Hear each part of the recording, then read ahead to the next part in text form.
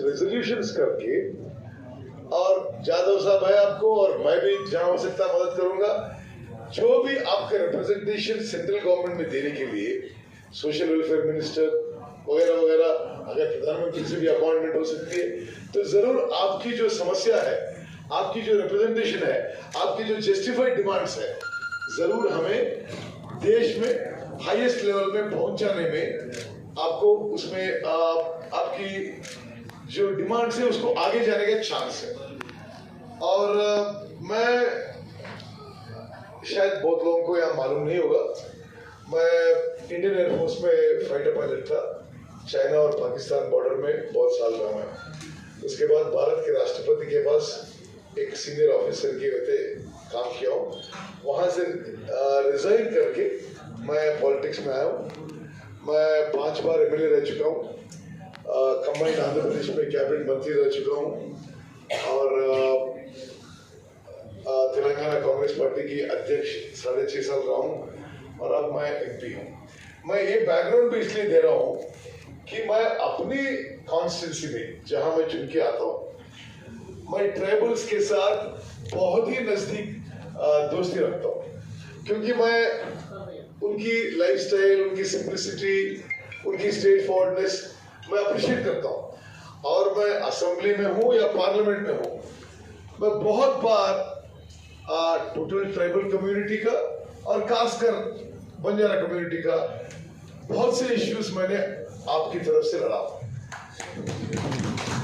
और जैसे मैं जहां तक हो गए प्रॉब्लम सॉल्व भी किए, पर एटलीस्ट आपकी वॉइस के साथ हम आपके साथ खड़े हुए थे, असेंबली में, पार्लियामेंट में भी, और मंत्री भी।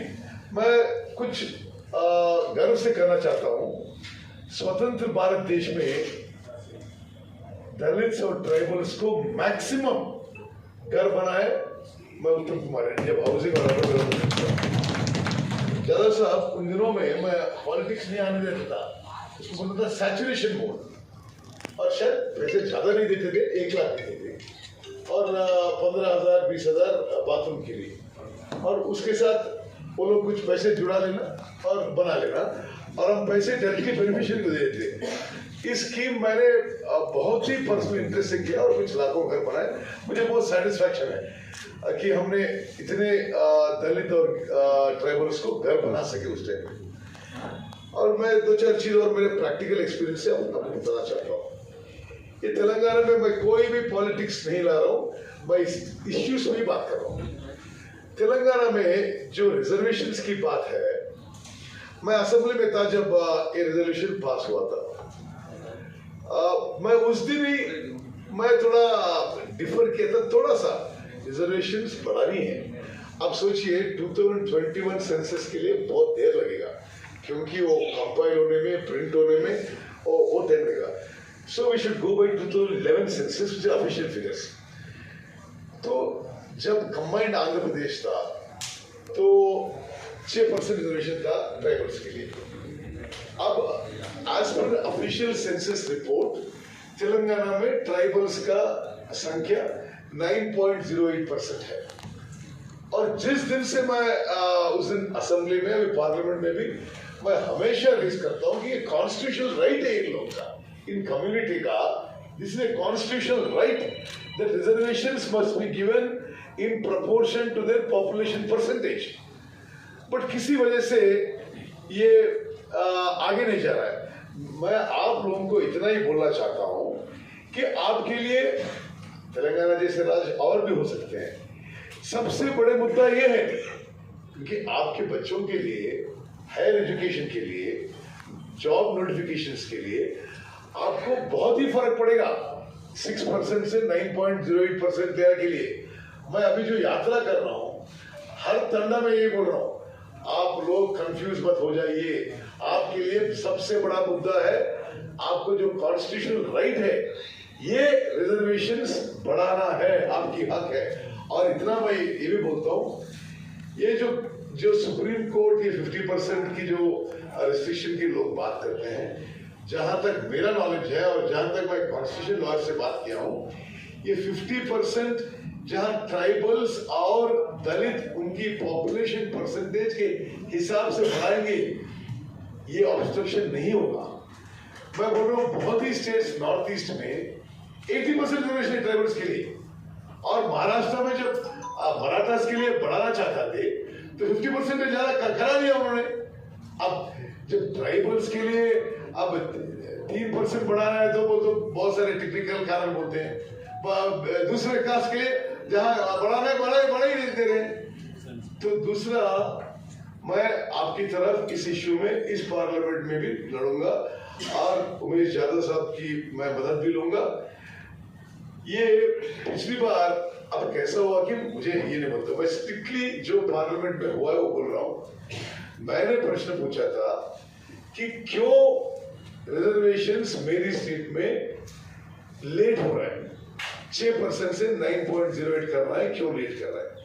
अब वो मिनिस्टर रिटर्न रिप्लाई देते हैं कि हमें कोई प्रपोजल ही नहीं आया स्टेट गवर्नमेंट से। अब गया नहीं गया मुझे नहीं मालूम, बट उसके बारे में इस बार भी पार्लियामेंट में मैं जरूर आपकी तरफ से आवाज उठाऊंगा। दूसरा, बिना पॉलिटिक्स का मैं एक और चीज बोलता हूँ, ये पूर्ण भूमला का जो प्रॉब्लम है, ये क्या हो रहा है, मुझे भी बहुत से रिप्रेजेंटेशन आते रहते हैं। एक चीज है ये फॉरेस्ट राइट्स एक्ट जो है, it's a very good act. उसके हिसाब से जो पट्टा दिए थे, और उस दिन क्या हुआ था, तेलंगाना के वो मूवमेंट में कुछ लोगों का वास्तव में लेट हो गया, तो अभी कुछ लोगों को देना भी है, और जिनको दिए हैं हम सब एकजुट होकर इसमें तो एक ही स्टैंड पे होनी चाहिए। जो पहले फॉरेस्ट राइट्स एक्ट के हिसाब से ट्राइबल्स को पट्टा दिए हैं, कोई भी गवर्नमेंट, कोई भी ऑफिसर उसकी इंटरफेरेंस करने का, जबरदस्ती करने का कोई भी प्रोग्राम हो, एक बार उनको ट्राइबल राइट्स एक्ट के अंदर उनको पट्टा दे दिया है, उसमें हक किसी और पे भी, इसमें किसी और पे हक नहीं बनती है। जरा साहब, मैं अपनी एरिया में बहुत ही टेक कर रहा हूँ, कोई भी फॉरेस्ट वाले क्या होता है, कोई भी वजह से हो या किसी कारण से, मैं बोल रहा हूँ, मैं कोई पार्टी का विषय बोल रहा हूँ, लेकिन किसी को ट्राइबल को अपने हक दे दिया, अब उसको वापस लेके अब गवर्नमेंट का ये प्रोग्राम करेंगे वो करेंगे, नहीं चलेगा। वो उनको दे दिया, उनकी मर्जी है। मैं और आप पे इस इश्यू में भी राहुल नायक साहब, आप तेलंगाना में अच्छा मूवमेंट लाइए, हम आपके साथ हैं इसमें। दूसरा, ये जो अभी गवर्नमेंट है, उन्होंने एक काम अच्छा किया है कि मैं अच्छा बोल रहा हूँ और बुरा बोल रहा हूँ। जो ठंडास का है, सेपरेट ग्राम पंचायत उन्होंने किया है, लेकिन मैं अपने एक्सपीरियंस से बोल रहा हूँ, जो नए ग्राम पंचायत क्रिएट किए, मैं जाके उनसे बैठ के आके बोल रहा हूँ कि ऑलमोस्ट किसी का ग्राम पंचायत बिल्डिंग नहीं बना। बेचारे हमारे बंजारे सरपंच घर से ऑपरेट कर रहे हैं, घर से अपने छोटा सा घर में कमरे में ग्राम पंचायत भी चला रहे हैं। ये गलत बात है। अब इतनी अमीर स्टेट है और आप ग्राम पंचायत बिल्डिंग नहीं बना सकते। अच्छा, और उनका कोई रेवेन्यू नहीं, ये क्या बात है। ये मैं मेरी एमपी फंड से भी काफी दे रहा हूँ जहां से हो सके, लेकिन आप लोग भी बियॉन्ड पॉलिटिक्स इस इश्यू में लड़नी चाहिए कि जो नए ट्राइबल ग्राम पंचायत हुए हैं, अरे मिनिमम इंफ्रास्ट्रक्चर होनी चाहिए उस ग्राम पंचायत में। ग्राम पंचायत बिल्डिंग नहीं है, आंगनबाड़ी बिल्डिंग नहीं है, कोई ठीक से किसी तरह का इंफ्रास्ट्रक्चर नहीं है। उसके लिए हमें मांगनी चाहिए गवर्नमेंट से, स्पेशल ये SC ST सब प्लान फंड से उनको स्पेशली अलॉट करनी चाहिए। दूसरी चीज, अब जो दो चीज इस गवर्नमेंट में प्रॉमिस किया था और नहीं किया, आप लोग जरूर बियॉन्ड पॉलिटिक्स टेकअप करनी चाहिए। एक है, गवर्नमेंट में प्रॉमिस किया था कि 4 ट्राइबल्स को भी 3 एकड़ एग्रीकल्चर लैंड देंगे, नहीं दिए हैं। और डबल बेडरूम घर देंगे, बहुत से ऑलमोस्ट किसी को भी नहीं दिए हैं। इस इश्यूज को भी टेकअप करना है। मैं पहले जो बोला था, जैसे आप दिल्ली में करिए, इसी इश्यू को इतना ही अटेंडेंस से देश की मीडिया फोकस करेगी और आप उमेश यादव साहब की मदद से वहाँ के बड़े बड़े मंत्रियों से मिल सकते हैं। कुछ आपका इश्यू कुछ ना कुछ एक दो डिमांड तो आगे जाएंगे और नेशनल फोकस में रहेंगे, और उसमें जो मेरा भी जो मदद हो सकता है मैं जरूर करूंगा आपके साथ। और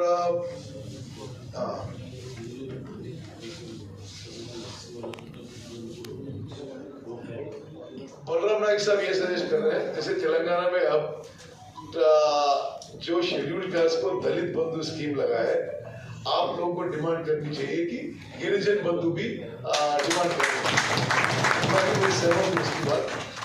और मैं दूसरी चीज एक आपके अच्छे में एक पॉलिटिकल अवेयरनेस की बात करता हूँ।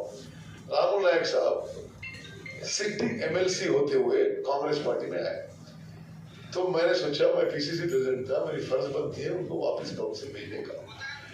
मैं क्या बोलते हैं ग्रेजुएट्स कॉन्स्टिट्यूंसी में जहाँ ट्राइबल्स ज्यादा है, वारंगल खम्मम ये एरिया में, उनको हमने कांग्रेस पार्टी से खड़ा किया था। अब एक बहुत अनफॉर्चुनेट इश्यू है, इसलिए मैं बोल रहा हूँ आप लोगों को भी यूनिटी ज्यादा होनी चाहिए। और उसमें एक ही ट्राइबल कैंडिडेट थे, राहुल नायक। मैं जब से देख रहा हूँ उनको, कांग्रेस में हो, TRS में हो, कहीं भी हो, MLC हो ना हो, ट्राइबल इश्यूज टेकअप करते थे। लेकिन वोटिंग में मैं आप लोगों को इस अलर्ट करने के लिए बोल रहा हूँ, वोटिंग में मैंने बंजारा कम्युनिटी में इतना अवेयरनेस नहीं देखा, वोटिंग में नहीं मदद किया उनको। और आप लोग ही कमजोर हो जाते हैं। अगर आपका जो रिप्रेजेंटेशन उनके द्वारा काउंसिल में होती तो आपके इश्यूज भी और हाईलाइट होते, और आप उन दिन का वोटिंग, आप लोगों का वोटिंग भी नहीं हुआ, अब उनका वॉइस भी थोड़ा कम हो गया उससे पहले से। आई थिंक आप sure you should take up these issues. और आप जो जनरल सीट के बारे में बता रहे हैं, और ज्यादा साहब भी बोल रहे थे कर्नाटका में, जरूर I agree with you on this. I totally agree with you that beyond reserved seats also, tribals must be accommodated in wherever in MLAs, MP seats, wherever possible. Sir, we don't need beyond reservation. We need within reservation, but they differentiate. They differentiate. We are scheduled caste. They restrict only for 3%. It's very bad. I'll discuss you in person. You can influence our fellows to give more. Okay. I'll talk about that. Sir, Rahul Naik sir बोल रहे थे about general seats in Telangana, वो मैं जरूर consider करूँगा। ये जो हमारे साहब बोल रहे हैं वो बात सही है। वहाँ पर जो बीजेपी टिकट दे रहा है वैसा हमारे कांग्रेस वाले देना चाहिए, ये बातें हैं हमारी। ठीक है, हम 10 से ज्यादा नहीं मांगे, जरूर बात करेंगे। और लास्ट टाइम पे 12 टिकट दिए राहुल जी नहीं साहब, वो हमारे जो GS नंबर 3 के बारे में भी Balram ji, you are not good bad. देखो पार्टी नहीं छोड़ता था मैं। और कल हमारे रेड्डी साहब आए थे, DK कुमार साहब भी मैं नहीं था। अच्छा, GO नंबर 3 के बारे में भी जरूर पार्लियामेंट में भी रेज करेंगे। और आई थिंक मैंने ज्यादातर इश्यूज कवर किया है। मैं एक ही चीज बताना चाहता हूँ, आप जो भी अपनी बंजारा कम्युनिटी से इश्यूज मुद्दे आपने रेज किया है, बहुत ही जस्टिफाइड है। जो भी गवर्नमेंट है, जो भी पार्टी है, करनी चाहिए। ये मैं पूरा एक साथ हूँ। वैसे मैं भी एक अपोजिशन MP हूँ दिल्ली में, लेकिन वहां मैं अपोजिशन में हूँ, हम यहाँ भी अपोजिशन में। जितने हमसे हो सकता है, मेरे से हो सकता है, मैं जरूर आपकी कम्युनिटी की सपोर्ट करूंगा। और आप लोग मेरी जेन्युइन सजेशन है आपको, आप लोग डिफरेंट पार्टी से है, ये आपके कम्युनिटीज में और भी अवेयरनेस होनी चाहिए, और भी अवेयरनेस आपके डेवलपमेंट के लिए, आपके अच्छे के लिए, और बहुत ज्यादा अवेयरनेस होनी चाहिए। For example, this reservation issue, every Banjara youth should be concerned. Why is it that from 2014 से आप लोग एलिजिबल है, जो भी जॉब्स निकल रहे तेलंगाना में 6% से बढ़कर आपको 9.08% आप एलिजिबल है। अब किसी वजह से वो टालते जा रहा है, हो नहीं रहा। आपको इस इश्यूज में जितने भी प्रेशर लगाना है सेंट्रल गवर्नमेंट पे, स्टेट गवर्नमेंट पे, हम पे भी आपको करनी चाहिए। ये तो आपकी जिंदगी मौत की सवाल है, आपके बच्चों की सवाल है ये। और मैं इस कॉज में बहुत पैशनेट हूँ, बहुत सिंसियरली कर रहा हूँ, पार्लियामेंट में, बाहर, इधर जहाँ से नहीं सोच सकते हैं। आप लोग भी, आपको जो रिजर्वेशंस बढ़ाना है, मैं स्पेसिफिकली तेलंगाना की बात कर रहा हूँ। 6 से आप बात करने से ही थोड़ा मूवमेंट स्टार्ट हुआ सर हमारा सो 6 से अभी क्या हुआ देखिए, 80,000 पोस्ट का नोटिफिकेशन हुआ, आप लोगों को उसमें 9.08% मिल रहा था, अभी 6% ही हुआ उसमें। सो ये चीज आप याद रखिए, जैसे जयराम साहब बोले थे, we need not politicise it, for the community sake, for your welfare, for well being, we'll all work together. Thank you very much for inviting.